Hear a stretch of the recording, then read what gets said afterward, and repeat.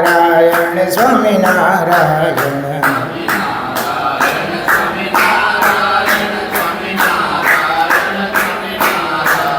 સ્વામિનારાયણ સ્વામિનારાયણ સ્વામિનારાયણ સ્વામિનારાયણ સ્વામિનારાયણ સ્વામિનારાયણ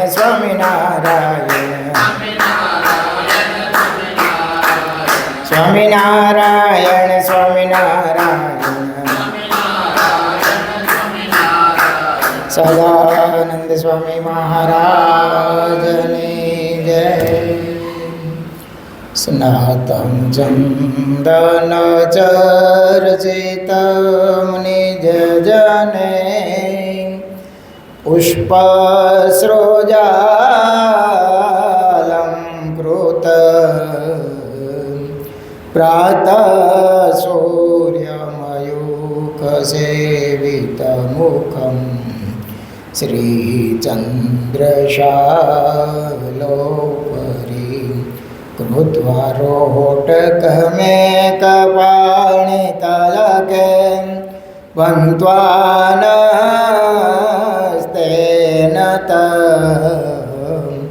પૂજાनं પ્રવિલોકસેવકગણાં વંદે સદા સ્વામિનં વંદે સદા સ્વામિનં વર્ણિવેશરમણીયદર્શનં મંદેહાચરુચિરાનનાંબુજં પૂજિतं સુરનરોત્તમેર્મુદા ધર્માનन्दनमहं विचिन्तये. ॐ अवतारिणे श्री स्वामिनारायणाय नमो नमः. ॐ श्री हरिकृष्णाय नमो नमः. ॐ श्री पूर्णपुरुषोत्तमाय नमो नमः. ॐ सर्वेभ्यः सद्गुरुभ्यः नमो नमः. સહજાનંદ સ્વામી મહારાજને જય. હરે કૃષ્ણ મહારાજને જય. સ્વામિનારાયણ ભગવાનને જય. વિક્રમ સંવત 2082 શ્રાવણ સુદ દ્વાદશી તારીખ 24/8/2026 સોમવાર. આચાર્ય શ્રી રઘુવીરજી આચાર્ય શ્રી બિહારીલાલજી મહારાજ રચિત શ્રી લીલામૃત કળશ પહેલો વિશ્રામ પહેલો. નમો મુક્તાનંદ પ્રભુપદ સેવક. નમો મુક્તાનંદ પ્રભુપદ તણા સેવક સદા મહાશાસ્ત્રાભ્યાસી વ્યર્થ ન ગુમાવે ફળ કદા. કરે વાર્તા જ્યારે સુરચરિત ધારા સમવહે કુસંગે સતસંગે સકળ જન ચિતે અતિ ચાહે. કુસંગે સતસંગે સકળ જન ચિતે અતિ ચાહે. સહજાનંદ સ્વામી મહારાજની જય. ચાતુર્માસના પરમ પવિત્ર દિવસો ચાલી રહ્યા છે. જોતા જોતામાં 1 મહિનો તો પૂર્ણ થઈ ચૂક્યો. સમય જતા જરાય વાર લાગતી નથી. આજે વિદ્યાર્થીને બધા પારણા કોઈ માસોપાત 4 વિદ્યાર્થીએ કરેલા, પારાક્રુસ 80 વિદ્યાર્થીએ કરેલા, ધારણા પારણા 150-200 વિદ્યાર્થી ધારણા પારણા, કોઈ કીડી ચાંદ્રાયણ, કોઈ જવ ચાંદ્રાયણ.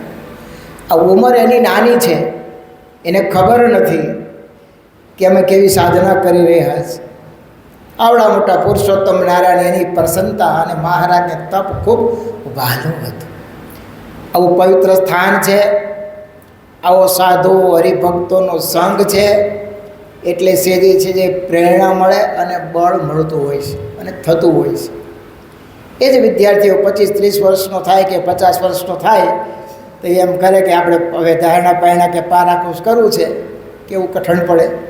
અને અત્યારે એને સેજે સેજે તમે જુઓ અને કેટલો રાજીપો પ્રાપ્ત થાય, ભગવાન કેવા રાજી થાય. પ્રથા કેવી તમે જુઓ, એ વ્રત કર્યા પછી બધાએ ભગવાનની મહાપૂજા કરી, એ વ્રત ભગવાનને શરણે સમર્પિત કર્યું. આ કેવી મોટી વાત છે. એ ખાલી એને એટલું યાદ આવી જાય ને કે અમે વ્રતના પારણા ભગવાનને શરણે સમર્પિત કર્યા હતા તો એનો મોક્ષ થઈ જાય. હો એ તો ભક્ત હૃદય હોય ને એ સમજી શકે કે ભગવાનની પ્રસન્નતાનું શું પરિણામ હોય છે. ઋષિ મુનિઓ રાફડા થઈ જતા, બાપ તો આ ભગવાન રાજી થતા અને એની ઝાંખી ન થતી. હો આ તો પુરુષોત્તમ નારાયણ પ્રગટનો આ પ્રતાપ છે.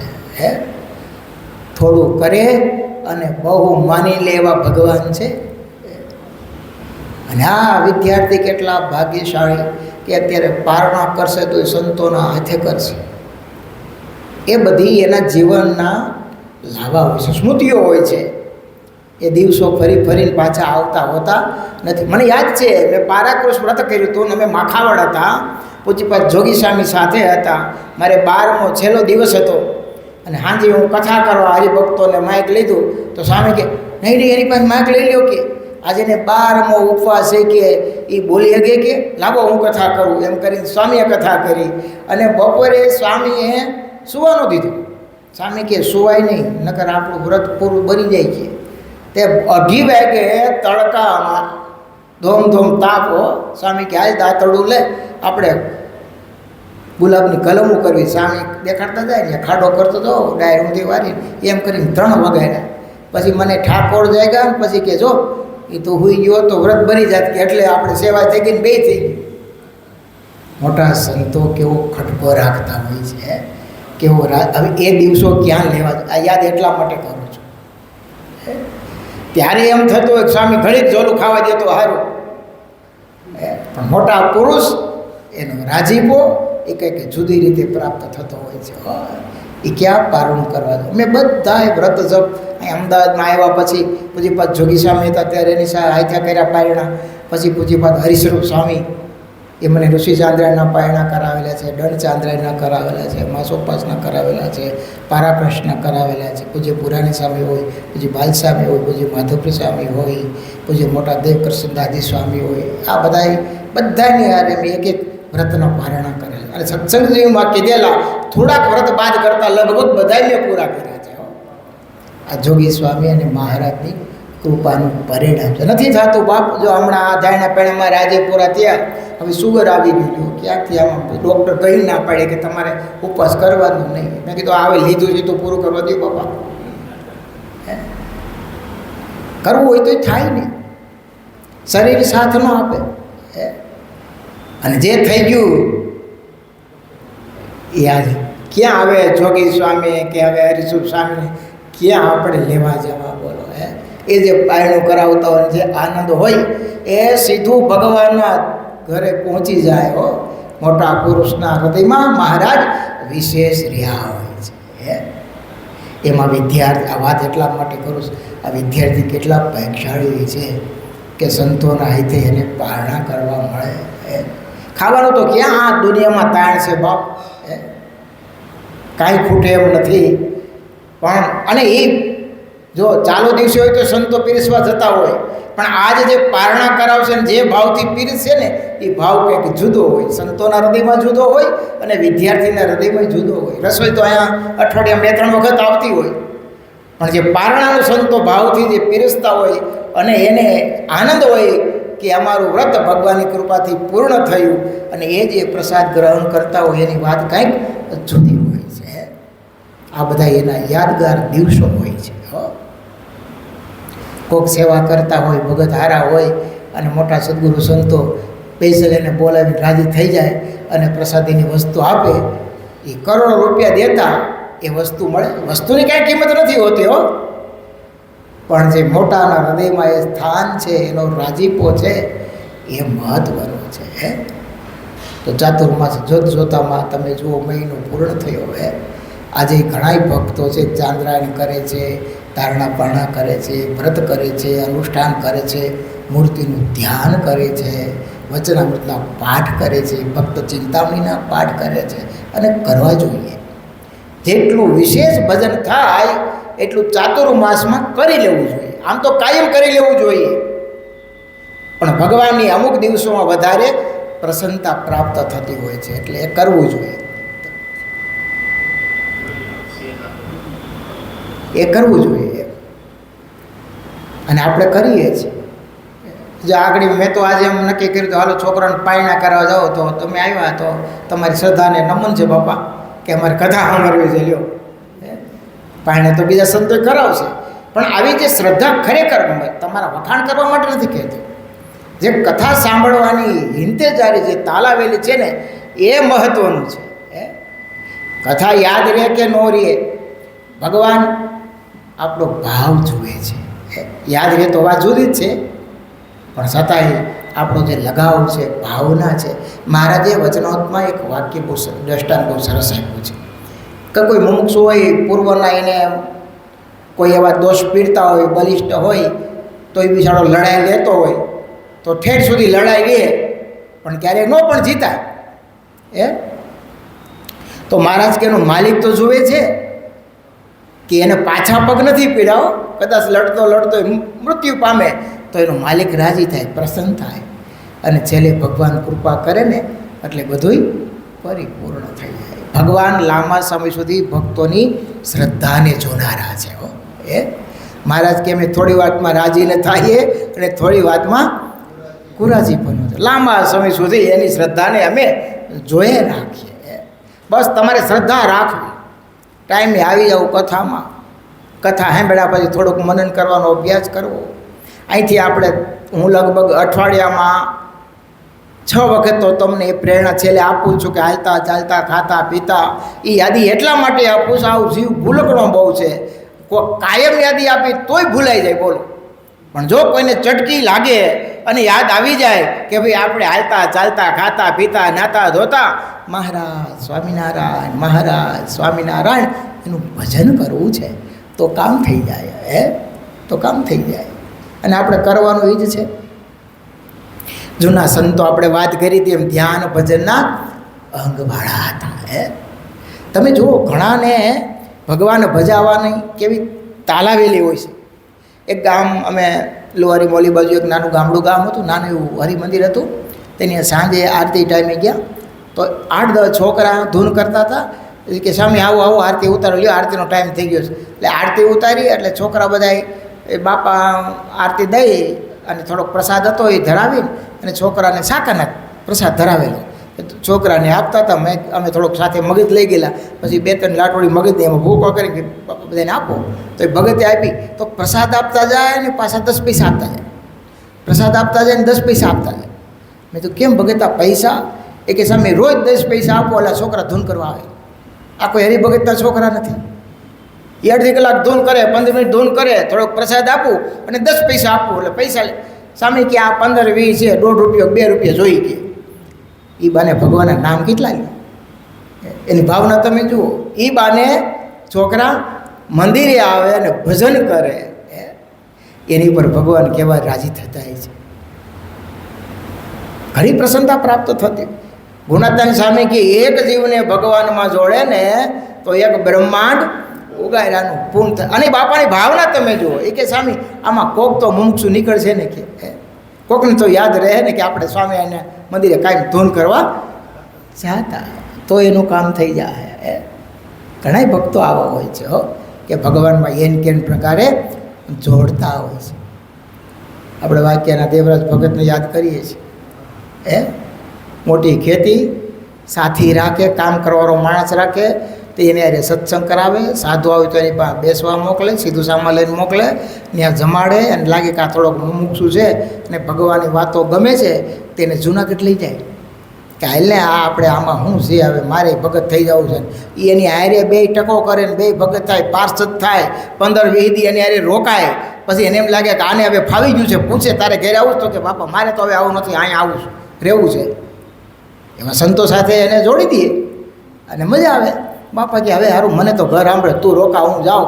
એવા તો ને 20 સાધુ કર્યા. તમને કેમ લાગે? એની પર ભગવાન રાજી નહીં થતા હોય. અને કેવા સાધુ નાનદાસ સામે જેવા હો, એણે કરેલા, એની પ્રેરણાથી થયેલા. આપણે તો તમારા છોકરાને લાવવું હોય ને તોય નાકે દમ આવી જાય. તમારે કેમ લાગે તમને? બીજાનો તો સત્સંગ કરાવવાની વાત પછી નહીં રહી હો. તમારા ખુદ પોતાના છોકરાને અહીં લાવવું હોય કથામાં, કેમ લાગે છે? આવે એક જવાબ મળે, શું મળે? સામે અમારું માનતા નથી. શું મળે? અમારું માનતા. અને હકીકત છે, જીવમાં ભગવાન હોય તો ભગવાન ભજવાનું મન થાય, નહીંતર થતું નથી. પાછું એનો બાપાનો એનો વારસો માને હો. પૈસાની તમે પેટી આપો તો માની જાય ને. હા, દુકાન હોપી દો કે ચાવી હોપી દો તો સામેથી લઈ લે, રાજી થઈ જાય. પણ ભગવાન ભજવા હોય, અહીંયા લાવવો હોય તો એ વાત બને નહીં. આ બહુ અઘરું છે. એટલા માટે ઘણા ભક્તો નામ હોય. ઘણા પૂર્વે આપણે મહારાજ વખત પછી એવા ભક્તો હતા કે એની ઘરે કોઈ મહેમાન આવે ને તો પેલા મંદિરે લઈ જાય. એને સારું લાગવું હોય તો લાગે, ન લાગવું હોય તો કાંઈ. અને એ પાછા એમ કે ભાઈ જો તમારે આવવું હોય તો મારે નિયમ છે, હાલો ને મજા આવી છે એમ કરીને લઈ જાય. હવે ઓલો નવો આવ્યો કંઈ ના પાડે કે મારે નથી આવવું, ભલે એને દર્શન કરતાં આવડે ન આવડે, પણ હવે આનો નિયમ સાચવા માટે એને હારે ઉપાડે. કે સંતો આવ્યો તો પાસે બેહારે આમ સત્સંગ કરાવતા હો. અને આપણે તો એમ થાય કે મહેમાન આવે કે હવે આપણે રોજ સત્સંગ કરી, પણ હવે આ તો અજાણ્યા મહેમાન, એને હું સત્સંગની ખ્યાલ હોય તો વાત સત્સંગની તો બિલકુલ ન કરે, બીજી વાતે ચડી જાય હો. અને ઘણા ભક્તો એવા હોય કે જેમાં પેલા 5 નિયમ પોતે લે ને બીજાને લેવડાવે. અને એમ કે ભાઈ મારે 2 નિયમ બોલો, જય સ્વામિનારાયણ, જય સ્વામિનારાયણ. તો કેમ? તો કે મારે નિયમ છે કે 5 નામ લેવાનું, બીજાને લેવડાવવા, પછી ભોજન કરું. એમાં થોડો કોઈ ના પાડે. એ તમને ખબર નથી બાપ. એ જાણે અજાણે સ્વામિનારાયણનું નામ લે ને એનું બીજબળ થતું હોય છે હો. એનું બીજબળ થાય છે. નિષ્કાળ સ્વામી એવું કહેતા કે કોઈ ધૂન કરતાં કરતાં ભજન કરતાં કરતાં નીકળ્યો હોય અને એના શબ્દો પશુને કાને જાય, એનું બીજબળ થાય ને બીજા જન્મે સત્સંગમાં જન્મ ધરી એ ભગવાનના ભગત થાય ગયો. આવું નિષ્કાળ સ્વામી મહિમા લખ્યો છે. પણ ભજન કરાવવાની ટેવ ક્યારે પડે? આપણે કરતા હોય તો પડે. અને થોડોક સત્સંગનો મહિમા હોય, મહારાજના વિશેષ રાજીપાનું તાન હોય તો થાય. નહીંતર પોતે તો પોતાનું બધે કરતા જ હોય, આખો દી કરતા હોય, વાંચન પઠન ભજન ભક્તિ ધ્યાન બધુંય કરતા હોય. પણ મારે ભગવાનની વિશેષ પ્રસન્નતા પ્રાપ્ત કરવી છે અને બીજાને ભગવાન ઓળખાવા છે, આવું જેને તાન હોય એની પર ભગવાન વિશેષ પ્રસન્ન થતા હોય છે. હરિભક્તો, જૂના સંતોને, સ્ત્રીઓ ભક્તો તમે જુઓ તો ખરા. સાસરા પક્ષમાં કોઈને સત્સંગ ન હોય તો એના સસરા પક્ષમાં સત્સંગ, એને જીવન થયો પાછું. શરૂઆતમાં કોઈને કંઈ કહે નહીં, પણ પોતે જ એવું જીવન જીવે, નવરા રહે નહીં, દોડીને બધું કામ કરી નાખે, કામ કરતાં કરતાં ભજન ચાલુ રાખે, એના નિયમ ધર્મ ચાલુ રાખે, ચોખ્ખાઈ એવી રાખે, અને બીજાને ગુણ આવે નહીં. જીવન જીવવું હોય તો આના જેવું જીવાય. અને પછી 2 વાત કરે ને તો તરત એ અસર કરે, મનાય. અને ઘણી જગ્યાએ ન પણ મનાય, ત્રાસ પણ આપે, દુઃખ પણ સહન કરી, 7 દિવસના ઉપવાસ કરીને પણ સત્સંગ જાળવો છે, રાખ્યો છે. અને ભગવાનની પ્રસન્નતા પ્રાપ્ત કરી છે. અત્યારે એ માયલું આપણે તમારે ને અમારે કાંઈ કરવું પડતું નથી. કોઈ વિક્ષેપ કરતું નથી. કંઈકનું ભજન ભક્તિ કરતા હોય તો ઘરનો પરિવાર જોઈને એ રાજી થાય કે અમારા બાપા આખો દી કોઈની સાથે વાત બીજી કરવાની નહીં, આખો દી બસ એનું કામ ને ભજન ભક્તિ સત્સંગ ઘરે રાખે, કથા સાંભળે રાખે, વાંચે રાખે. રોજ મંદિરે વહેલા વયા જાય, બપોરે આવે, વળી પાછા થોડોક આરામ કરીને મંદિરે જાય, વળી પાછા સાંજે એની ચેષ્ટા કરીને આવે. જે કાંઈ બન્યું હોય એ ભગવાને સંભાળીને જમી લે. કોઈ દી અમારા બાપાની કાંઈ ફરિયાદ જ નહીં. આવું જીવન જે જીવતો હોય અને છોકરાને બેહારીને 2 વાત કરે, વાતમાં માલ છે, ન માને, પણ સામે તડાકા ઠોકતો હોય, આમ કરો તેમ કરો, આવું કર્યું નથી, અમે આખી જિંદગી તમને હાંચવા, તમારે આમ કરવું જોઈએ. અને આને ઉંમર થાય ને એટલે સલાહ દેવાના અભરખા જાગે. શું જાગે? કે અમે કંઈક કહીને એમ કરો એમ. હવે આ અત્યારનું જનરેશન છે એ અત્યારની પેઢીને પહેલાંને વિચારો એ લગભગ સેટ થાય નહીં, પણ છતાંય બાપાને એવું હોય કે અમે બેઠાથી થોડીક સલાહ આપી. હું આપી? ઓલાને લેવી ન હોય, ગમતી ન હોય તોય આને પરેણે દેવી. નહીંતર અત્યારે કોઈ દીકરા એવા ન હોય કે એના મા બાપને હાચવવા ભારે પડે. ખાલી એ ભગવાનનો પ્રસાદ માની અને જે આવ્યું હોય જમી લેતા હોય એમ માનવું કે આપણે કદાચ ન ઘણીવાર ભાવતું હોય, મીઠું ઓછું હોય, વધારે હોય તો એ ભગવાને ધરાવ્યું છે, આપણે સમજુ તપ કરવાનું છે. મહારાજે તપ બહુ વાલું છે, આ આપણું સૂક્ષ્મ તપ છે એમ માનીને એ ભગવાનનો પ્રસાદ ગ્રહણ કરે. એ જીવનમાં ક્યારેય દુઃખી ન થાય. આ તમને કહી દઉં. મોટા ભાગના દુઃખ છે ને એ જીભડીના જ છે. આ ઝઘડા મોટા ભાગના ગ્રહસ્થને થતા હોય ને એ સલાહ દેવાના ને ખાવા પીવાના થતા હોય. હા, પણ જો એ થોડાક શાંત થઈ જાય ને તો એને જીવવાની મજા બહુ આવે. આપણે ઓલા કોકાવાનો બાપા હતા, શું નામ એનું? અરજી બાપા. લો, આખો દી મંદિરે વૈયા જાય, ઘેરે રે તો તકલીફ ને. સવારથી વહેલા મંદિરમાં આવે, પૂજા મંદિરમાં કરે, બપોરે ખાલી જમવા ઘેરે જાય, આવે ઠાકોર જમાડે, પોઢણી બોલીને પછી ઘેરે જાય. આનો કાયમનો ક્રમ. છોકરા મોટા થઈ ગયા એટલે હજી બાપા કે છોકરાઓ એ અત્યાર સુધી મેં બહુ કર્યું, હવે આ બધું તમે સંભાળો, હવે મને એ ભજન ભક્તિ કરવા દેજો વિક્ષ. અને એક દી એમાં એના ઓલા છોકરાને એની માએ મોકલો બાપાને કહેતો વાડીએ ભાત દી આવે. આ બાપાનો જવાબ તમે જુઓ. એ કે તારી માને કહેજે ભાત દેવો, બીજો બાપો ગોતી લે. એમને નીકળે? આ રમજ નથી હો. હકીકતથી એને સંસાર હળગાવી દીધો હોય ને તો એ આ થાય. નહીં તો આમાં આપણે હું ઘણા એને કહું છું કેમ વહેલા નથી આવતા, કે સામે મારે વાહેવાળા તૈયાર થતા નથી, એ મોડું કરે છે. તો એનો કંઈક જરૂર કહેલાય નહીં, વહેલા ઉઠી જાય કે વહેલા પરવાય, એ સામે એ કંઈ મેર પડે નહીં. તમે એકલા આવતા સામે એકલા અમે આવી ન પછી એ કોની ભેગા આવે? અને વાતે સાચી, પણ એમ નથી છૂટતું બાપા. આપણને એમ લાગે કે આપણે છોડી દીધું છે. એ બહુ અઘરું છે. એક બાપાને 65 વર્ષની ઉંમર હોય ને હારા ભગત પૂછ્યું કેમ છે બાપા? એનું ઘરવાળું હોય ગયું ધામ સામે, સારું હાંજ પડે ને બહુ એકલું લાગે હો.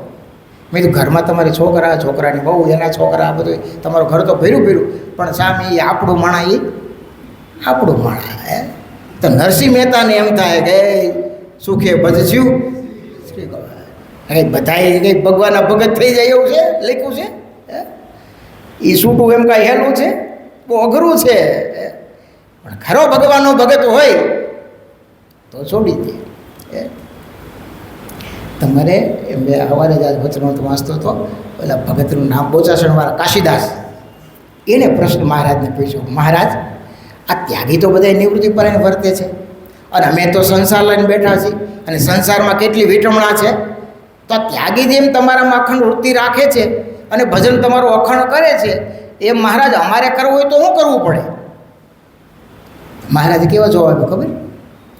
કે પૂર્વેના જે તમારા સગા સંબંધી છે એને જેમ વિસારી દીધા છે એમ આ વખતના છે એને વિસારી દો તો તમને ભગવાન અખંડ સાંભળે.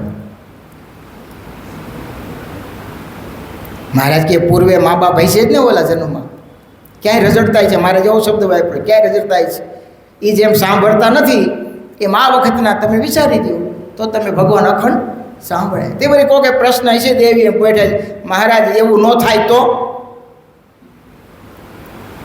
બધું ન વિસરે તો શું કરવું? તો મહારાજ કહે તો જેને અખંડ વૃત્તિ ભગવાનમાં રાખી હોય ને એના માટે છે. એવું ન થાય એને ભગવાને બાંધેલી જે મર્યાદા એ નિયમને વળગી રહેવું અને સાધુનું જોગ રાખો તો એનું કામ થઈ જાય. પછી બધા રાજી તો મહારાજ એ બહુ સારું લ્યો, કારણ કે આ ભૂલવું તો અઘરું છે ને બાપા. એટલું મહારાજે સસ્તું કરી દીધું હો, પણ એમાં 2 શરત તો મૂકી હો. સાધુનો જોગ રાખવો અને પોતપોતાના નિયમને વળગી રહેવું, આ 2 શરત તો પછી મહારાજે મૂકી.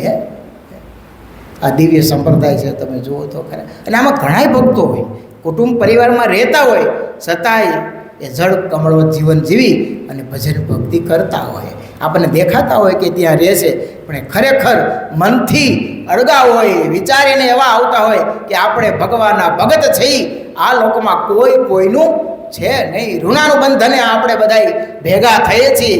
ઋણાનું બંધન પૂરા થશે એટલે પોતપોતાના માર્ગે બધા જતા રહે છે. અને હકીકત અરે આ દેહ આપણો ઋણા બંધનને કારણે આપ્યો છે બાપ. એ ક્યાં આપણો છે? અંત સમયે એ ક્યાં આપણો સાથ દેવાનો છે? જેને આપણે સવારથી સાંજ સુધી એના માટે ઉદ્યમ કરીએ છીએ, એ જ કરીએ છીએ ને કે એને કેમ સુખ આવે, એને કેમ સારું લાગે. સવારથી સાંજ સુધીની આખી જિંદગી એના માટે ગઈ નાખીએ છીએ, છતાં એ આપણને ટાઈમે સાથ આપતો નથી. એક સુભાષિત બહુ સરસ છે. ધનાની ભૂમો પશવષ્ટ ગોષ્ઠે બાહ્યા ગ્રહ દ્વારે જના સ્મશાને દેહ ચિત્તાયામ પરલોક માર્ગે કર્માનું ગોગચ્છતી જીવ એ કહે. બધું અહીંયા પડ્યું રહે છે. એકલો જીવાત્મા જે નાના મોટા કર્મ કર્યા છે એ કર્મ એની સાથે જાય છે, બાકી કશું કાંઈ જાતું નથી. એટલે તો નાનદાસ કવિ લખે છે કે સંસાર સગળો કારચવાણું કર્મને વશ નર નારે જે દાસ નારાયણ કહે છે ભાઈઓ કર્મ કરો વેચારે જે. આ જીવનનું સૂત્ર છે હો, કે કર્મ કરવું એ વિચારી વિચારીને કરવું. કારણ કે આ જીવાત્મા જેવા કર્મ કરે છે એવા ફળની એને પ્રાપ્તિ થાય છે. અને કર્મ ક્યારેય કોઈને છોડતું નથી હો. એક જન્મે નહીં, બે જન્મે નહીં, 3 જન્મે નહીં, 100 જન્મે પણ એને ગોતી લે છે. મહાભારતમાં સરસ મજાનો એક પ્રસંગ છે. ધૃતરાષ્ટ્રએ ભગવાન કૃષ્ણને પૂછ્યું કે રાજાશ્રી ભગવાનનો અંશ કહેવાય, પુણ્યશાળી હોય તો એ રાજગાદી આવે, બરાબર? તો કે હા, શાસ્ત્રોનું વિધાન છે, રાજાશ્રી ભગવાનનો અંશ છે. તો કે મને એ સમજાતું નથી, હું રાજા છું અને છતાંય મારી હાજરીમાં મારા 100 પુત્ર મૃત્યુ પામ્યા અને હું આંધળો થયો, આવું તમે શું પાપ કર્યું છે તે મારે આ બધું દુઃખ જોવાનો વારો આવ્યો? જેનો બાપ બેઠો એને દીકરા મૃત્યુ પામે એ તો કેવું લાગે? આ તો હું તો રાજા. ત્યારે ભગવાન કૃષ્ણને દેખાડ્યું 50 જન્મ પહેલાં તું પારાધી હતો. કેટલા જન્મ પહેલાં? 50 જન્મ પહેલાં તું પારાધી હતો અને હળગતી રીંગતે પક્ષીઓને પકડવા નાખી હતી, એમાં એની આંખો ફૂટી ગઈ હતી અને પક્ષીઓ તરફડીને મૃત્યુ પામ્યા હતા. એને લીધે તું આંધળો થયો છો અને તારા 100 પુત્ર તારી હયાતીમાં મૃત્યુ પામ્યા છે. કેટલા જન્મ પહેલાંનું કર્મ હતું? 50 જન્મ પહેલાંનું. એ ક્યારેય કોઈને છોડતું નથી બાપ. આ તો તમે હિંમત ન હારો એટલે અમે જોઈએ એવું સ્પષ્ટ કહેતા હોતા નથી. બાકી શાસ્ત્રનું બહુ સ્પષ્ટ વિધાન છે કે આ જીવાત્મા જેટલા સંકલ્પ કરે એટલા એને જન્મ ધરવા પડેલો. એક ક્ષણ મન નવરું રહેતું નથી. સંકલ્પ વિકલ્પનું બનેલું છે. તમે કલ્પના કરો કેટલા જન્મ ધરવા પડે આપણે. આ તો આની કૃપા છે બાપ, અને આ દિવ્ય સંપ્રદાય છે. બાકી તો આ પાર આવે એવું નથી હો, પાર આવે એવું નથી. એટલા માટે હાલતા ચાલતા ખાતા પીતા નાતા ધોતા મહારાજ સ્વામિનારાયણ, મહારાજ સ્વામિનારાયણ એનું સ્મરણ કરી રાખવું. સહજાનંદ સ્વામી મહારાજને જય. સ્વામિનારાયણ સ્વામિનારાયણ સ્વામિનારાયણ સ્વામિનારાયણ.